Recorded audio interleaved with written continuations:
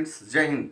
मैं SSP from pharma and leadership academy और आज हम आपको बताएंगे इनऑर्गेनिक केमिस्ट्री का टॉपिक है आपका बफर कैपेसिटी। प्रीवियस लेक्चर्स में आपने बफर सॉल्यूशंस के बारे में, ठीक है, स्टेबिलिटी के बारे में, टाइप्स, क्लासिफिकेशन वो सब देखा है। आज हम आपको बफर कैपेसिटी बताएंगे।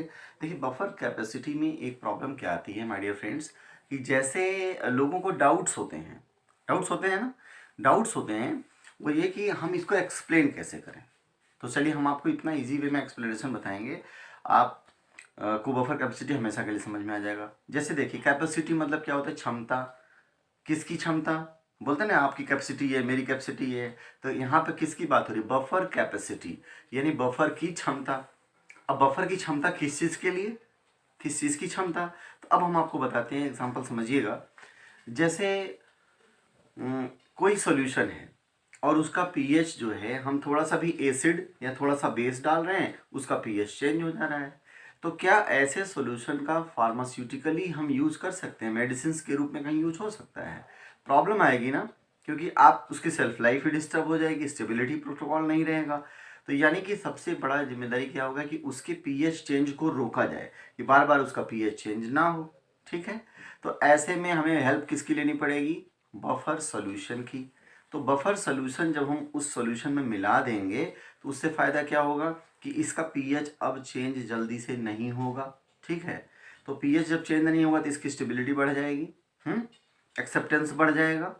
तो अब क्या होता है कि कैपेसिटी का मतलब ये हुआ कि मान लीजिए वो सॉल्यूशन में थोड़ा सा एसिड या बेस डालने से उसका पीएच जल्दी जल्दी चेंज होता था, लेकिन अब जब हमने बफर सॉल्यूशन इसमें ऐड कर दिया है, अब जब थोड़ा सा एसिड या बेस मिला रहे हैं तो इसका पीएच चेंज नहीं हो रहा है। फिर हमने क्या किया, थोड़ा सा एसिड बेस और बढ़ा दिया तो फिर भी पीएच चेंज नहीं हुआ। फिर हमने एसिड बेस मिलाया, पीएच नहीं चेंज। हमने स्ट्रॉन्ग एसिड स्ट्रॉन्ग बेस मिलाया तो भी पीएच नहीं चेंज हो रहा है। तो यानी कि वह क्वांटिटी स्ट्रॉन्ग एसिड या स्ट्रॉन्ग बेस की जिससे इसका पीएच 1 यूनिट चेंज हो जाए उस बफर सॉल्यूशन का, तो उसको हम बोलते हैं बफर कैपेसिटी। यानी कि उस बफर की वो कैपेसिटी, वो क्षमता जिससे वो पीएच चेंज का विरोध करता है, कि पीएच को चेंज नहीं होने देता है। अब इसको हम एक सिंपल एग्जांपल से समझाते हैं। जैसे माय डियर फ्रेंड्स, थोड़ा सा आउट लगेगा बट आपको समझाने के लिए मुझे बताना पड़ एग्जांपल। जैसे कोई बैचलर लड़का है, पढ़ाई लिखाई करने के बाद जॉब में है। अब क्या है कि शादी उसकी नहीं हुई है।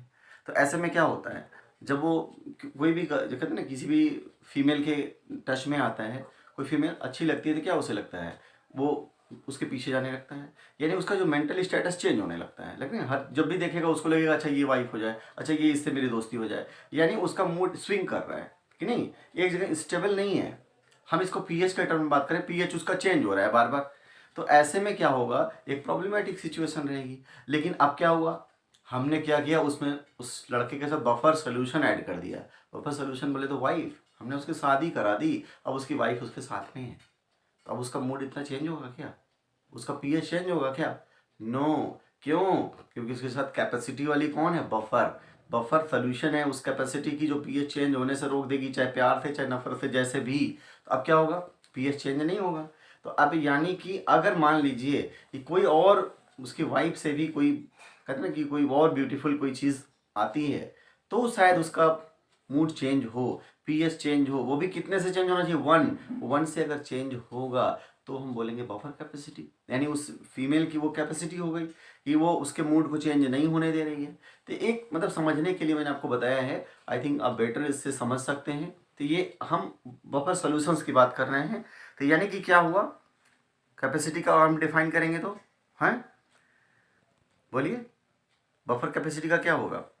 The capacity of buffer, the capacity of buffer to resist the pH changes is called as buffer capacity। और दूसरे टर्म में क्या हुआ, the amount of strong acid or base required to change the pH by 1 of buffer solution is called as buffer capacity। buffer capacity एक quantitative measurement होता है, ठीक है। और बफर की हम बात करेंगे तो जैसे अगर हम बात करते हैं बफर में, तो एक तो साल्ट होता है और फिर क्या होता है, उसका वीक एसिड या वीक बेस या एसिड या बेस के साथ कंपोनेंट होगा।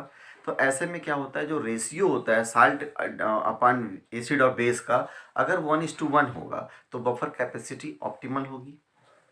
दूसरी चीज़ कि बफर कैपेसिटी, अगर टोटल बफर कॉन्सेंट्रेशन ज़्यादा होगा तो भी बफर कैपेसिटी ज़्यादा होगी। जैसे मान लीजिए 0.5 m डाइल्यूशन है और 0.05 m डाइल्यूशन है, तो 0.5 m के लिए डिप्लीशन के लिए आपको ज़्यादा एसिड या बेस की ज़रूरत पड़ेगी। ठीक है, तो ये रहा बात। अब यहाँ पे अब इसको समझिए, यहाँ से देखिए, आपको नोट्स पॉइंट ऑफ व्यू से एग्जाम में जो लिखना है वो देख ली, समझाने के लिए मैंने बता दिया, but how to write in the examination, क्या छूट ना जाए कुछ, आपको मैक्सिमम मार्क्स स्कोर कर सकें, उसके लिए है the efficiency of a buffer to resist the changes in pH is called the buffer capacity. Buffer capacity is denoted by beta. The amount of strong acid or base required to change the pH by 1 of buffer solution is called the buffer capacity. यहाँ देख सकते हैं, हमने दिखाया, मान ली buffer solution है, हम इसमें स्ट्रॉन्ग एसिड मिला रहे हैं या स्ट्रॉन्ग बेस मिला रहे हैं, तो जब इसका पीएच 1 से चेंज कर जाएगा, यानी जैसे मान लीजिए 3 है अब 4 हो गया, या 4 है तो 5 हो गया, तो हम उसको बफर कैपेसिटी बोलेंगे। ठीक है, देखिए जब हम चेंज लिखते हैं तो स्ट्रॉन्ग एसिड मिलाते हैं, चूंकि पीएच वैल्यू एसिड का लोअर साइड में होता है, तो यानी आपका क्या होगा, स्ट्रॉन्ग एसिड मिलाएंगे तो पीएच डाउन होगा।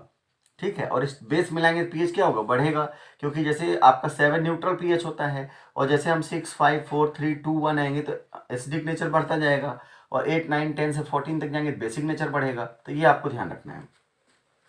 बफर कैपेसिटी कैलकुलेट करने के लिए क्या है, beta equal to delta B upon delta pH. Delta B क्या है, gram equivalent of strong acid और बेस, और डेल्टा पीएच क्या है, चेंज इन पीएच। फिर देखिए buffer capacity is quantitative measurement. The more concentrated the buffer solution the greater will be its capacity. अगर buffer solution जितना ही कॉन्सेंट्रेटेड होगा उसकी कैपेसिटी उतनी ज़्यादा होगी। और कौन से फैक्टर्स हैं जो इन्फ्लुएंस करते हैं बफर कैपेसिटी को, तो देखिए ratio of salt to the acid और बेस। साल्ट अपॉन एसिड या बेस का जो रेशियो 1:1 होगा तो बफर कैपेसिटी ऑप्टिमल होगी। ऐसे केस में पीएच इक्वल टू pKa होगा। टोटल बफर कॉन्सेंट्रेशन की बात करें, जैसे 0.5 m buffer will require more acid और base for its depletion then 0.05 m। ठीक है ना, तो ये कॉन्सेंट्रेशन ज़्यादा होगा, टोटल बफर कॉन्सेंट्रेशन ज़्यादा होगा तो बफर कैपेसिटी भी ज़्यादा होगी। और एक इक्वेशन है, अगर आप इसको लर्न कर पाएँ तो ठीक है, वंस लाइक इक्वेशन है, ये आपका बफर कैपेसिटी और टोटल बफर कॉन्सेंट्रेशन का रिलेशन दिखाता है। बट वैसे एग्जाम पॉइंट अभी में बहुत ज़रूरत नहीं है। एग्जाम में आपको एक डेफिनेशन जो मैंने लिखा है, ये लिखा है, ये लिखा है, ये इसका फार्मूला, ये क्वान्टिटेटिव और ये इतना आप लिख के चले आते हैं, that is more than sufficient. अगर 2 मार्क्स में या 3 मार्क्स में पूछा जा रहा है, you will get full marks, क्योंकि यहाँ पे देखिए फार्मूला भी आपका आ गया है। कई बार बच्चे केवल डेफिनेशन लिख के छोड़ देते, फार्मूला नहीं लिखते हैं, तो यहाँ पे फार्मूला भी जरूर लिखिएगा। ठीक है, तो ये बात हो गई बफर कैपेसिटी के बारे में। तो वंस अगेन बफर कैपेसिटी शायद आपको समझ में आ गया होगा, और आपको फिर भी कोई प्रॉब्लम या डाउट होती है please write in the comment section. और आगे के सेशंस में फिर मुलाकात होगी हेंडरसन हेसलबर्ग इक्वेशन के साथ। तब तक के लिए बने रहिए, लाइक कीजिए, शेयर कीजिए, सब्सक्राइब कीजिए फार्मा एंड लीडरशिप एकेडमी के साथ। Thanks for watching. जय हिंद।